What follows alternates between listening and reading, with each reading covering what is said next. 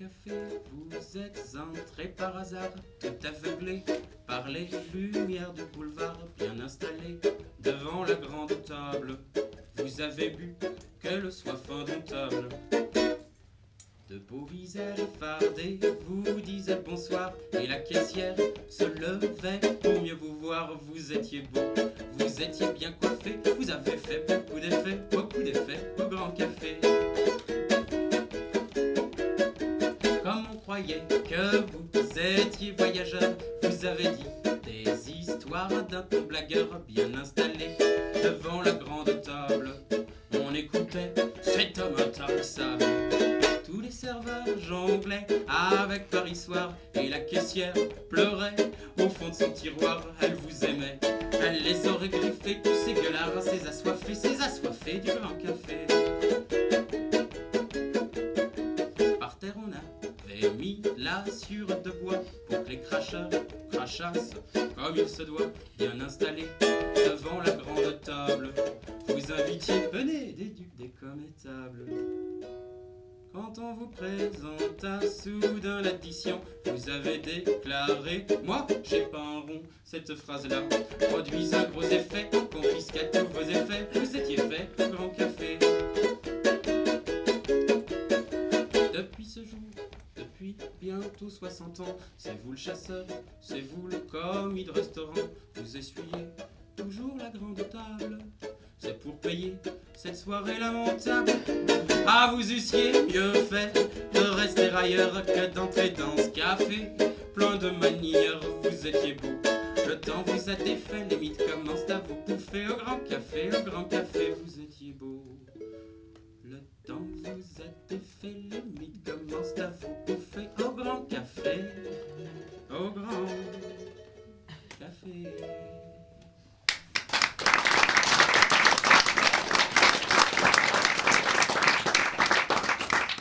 Alors, un petit café. Un de ces petits endroits où on se retrouve en amis, vous savez, un endroit comme on en trouve ici, tout simplement, à la fleur en papier doré. Un bon vieux café belge, avec des lambris en bois partout, avec surtout des vieux payes, avec du tabac, avec de la bière, avec des discussions idiotes qui terminent toujours « Mais il n'y a pas moyen de discuter avec toi » et tout ce que vous voulez. Avec le patron derrière qui tire tout le temps la gueule et qui jure toujours que c'est la dernière fois qu'il te sert un verre parce qu'il est quand même temps que tu payes l'ardoise. Et puis au milieu de tout ça, entre une petite fille avec son papa. Tous les dimanches, après la messe, notre petite fille, notre petite Alice, vient prendre son chocolat chaud avec papa. Eh ben, c'est le moment de la semaine, le moment important. Vous voyez, il y a la messe, et puis il y a le café. Et là, au café, elle ouvre les yeux comme ça, et elle regarde ce monde inconnu, ce monde de moustaches alambiquées, ce monde de grands yeux avec des larmes qui viennent à force de boire de la bière, à ce nom de discussions insensées et de gens qui la prennent et viens Fifi, viens, je vais te raconter un truc, c'était la fois où tu sais, bah Jérôme, il a... Et elle écoutait tout ça. C'était un moment privilégié. Mais ce dimanche-là, elle remarque un homme qui n'est pas un habitué, parce qu'elle les connaît tous maintenant, les habitués, elle connaît leur nom. Et celui-là, elle ne l'a jamais vu. Et pourtant, tout de suite, son regard se fixe sur lui. Parce que cet homme qui arrive là, eh ben, il a le trait comme ça, tiré. Il a l'air d'être au bord du suicide. Il avance lentement vers la table. Et comme si ça avait été le dernier mètre que son corps aurait pu supporter, il s'est affalé sur sa chaise. Il a commandé une bière. Il a regardé sa bière. Puis il s'est aperçu qu'il était encore tout habillé. Il a enlevé son vieux pardessus, un pardessus crado, un pardessus mité, troué, qu'il est allé accrocher là au porte-manteau avec les autres vestes, et il s'est retraîné vers sa bière et on aurait dit un effort surhumain. Et la jeune fille s'est sentie le cœur serré en voyant ce pauvre type, et elle s'est dit qu'elle avait en elle la force, le bonheur nécessaire pour remettre cet homme sur pied. vous savez ce qu'elle a fait? Elle l'a regardé. Elle l'a regardé comme ça, en se disant « Je t'aime. Tu vas aller mieux. Ça va passer. Ça va aller bien. » Et l'homme assis devant sa bière a commencé à la siroter. Il ne s'apercevait pas du tout qu'il la regardait. Et elle continuait, jusqu'au moment où elle a aperçu sur le coin de la bouche de cet homme, sur le coin de sa mâchoire mal rasée, un petit sourire en coin. Et quand l'homme a eu terminé sa bière, il s'est relevé, et déjà sa démarche était différente. Il a attrapé son manteau sur le porte-manteau, et c'est là que le miracle est arrivé. Il a mis sur son dos, non pas un vieux par-dessus râpé, il a mis sur son dos une merveilleuse gabardine toute neuve. Il avait été métamorphosé, et son regard était changé. Il y avait quelque chose de clair. Quand il s'est retourné, il a croisé le regard de la petite fille. Il lui a fait un clin d'œil comme ça. Et elle est montée au 7e ciel. Elle avait un sourire comme ça quand l'homme a poussé la porte. Et pendant que la porte se refermait, on a entendu dans le café « Et il est où mon manteau ?» Eh non les gars, il est où mon manteau? C'est pas drôle, hein? Et quelques pâtés de maison plus loin, un homme avec une merveilleuse gabardine toute neuve marchait et puis entrait dans un magasin de seconde main. Et puis l'homme est ressorti avec un vieux par-dessus mité et une belle somme dans sa poche. Notre homme, c'est le voleur de par-dessus. Il est le seul, l'unique représentant de sa profession dans tout Bruxelles. Et il en est plutôt fier. Oh, il a été à bonne école, il a fait 5 ans de pickpocket, mais ça n'est pas un bon métier. Faut savoir qu'entre pickpocket, on se fait toujours des coups en dessous. Alors que, si tant est qu'il y avait un autre voleur de par-dessus à Bruxelles, le marché est tellement libre, tellement facile d'accès que on serait là pour se couvrir entre collègues.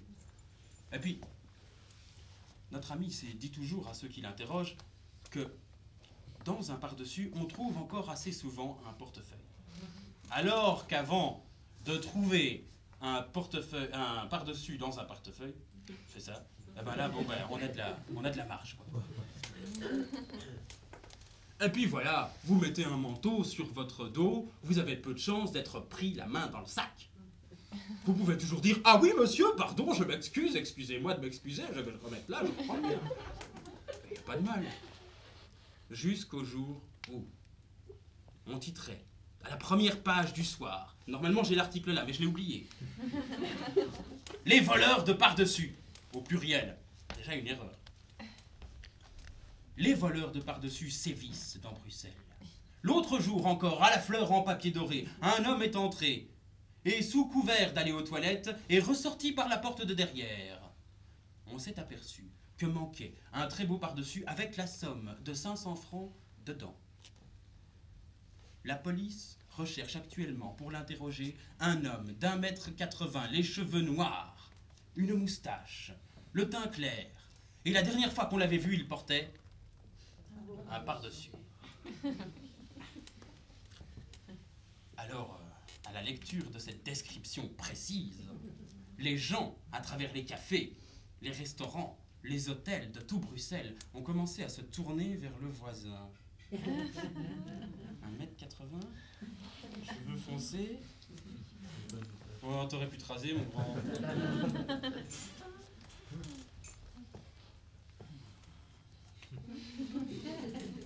Et comme ça, petit à petit, à travers tous les établissements, eh bien, on a commencé à garder son par-dessus sur les genoux pendant qu'on consommait. Voire même sur les épaules, comme ça, tout habillé, on suait dans les endroits publics. Et si par malheur, le garçon se glissait sournoisement derrière vous en disant « Je peux vous débarrasser ?» « Non, non, non, non, non, ça va très bien. » Ça n'allait plus, la tension était palpable, c'était plus un endroit où ça faisait bon vivre que celui où tout le monde reste accroché comme ça à son manteau. Les gens ont commencé à pleurer, à crier, mais que fait la police? Eh bien justement, la police ne chômait pas. Elle avait créé une brigade spéciale par-dessus. Des hommes en par-dessus banalisés s'introduisait dans les bars et disait tout naturellement « Puis-je accrocher mon pardessus à la patère ?» Et puis il commandait un verre, et avec l'air expert du policier qui ne fait rien, ils attendaient. Mais quand on l'attend au four, le voleur de pardessus se trouve à la gare. Dans les files d'attente, je ne sais pas si vous avez remarqué, dans les files d'attente à la gare ou sur les quais, les gens n'ont jamais rien de mieux à faire que de déposer leur manteau pour faire ceci, pour faire cela. Pardon, madame, je vais vous aider à porter votre valise, mais bien sûr... Eh ben... Où il est? Mon pardessus? Il était là? Eh oui. Je vais aux toilettes 5 secondes, boum, je pose mon manteau, il est habillé là. Je vais au commissariat, je me rachète un pardessus en attendant, je vais porter plainte parce qu'on m'a volé mon pardessus, je veux sortir du commissariat. Il n'est plus là. Et ça allait de plus en plus grave, de mal en pis. Un matin, les députés sont arrivés à la chambre. Ils ont tous déposé leur manteau au vestiaire. Et tous ont dit ceci. Charles n'est pas là aujourd'hui? Non, non, il est malade. Hein? Eh bien, ce jour-là, aucun des députés n'a retrouvé son manteau. Ça allait, je vous le dis, de plus en plus haut. Si bien que le commissionnaire a fini par taper du poing sur la table et dire « Je sais, cet homme est un anarchiste. » Ce n'est pas simplement une petite rapine organisée à laquelle il se livre. C'est un message politique. Il cherche à faire la révolution par arrachage de pardessus. Mais nous le donnons, parce qu'il n'a plus rien sous la pédale. Le prochain pardessus qu'il va voler, on sait lequel c'est. Ah oui, le pardessus du roi. Le pardessus royal. Et de ce fait, je sais quand il va frapper. Le roi a une sortie publique la semaine prochaine et l'Institut météorologique annonce de la pluie.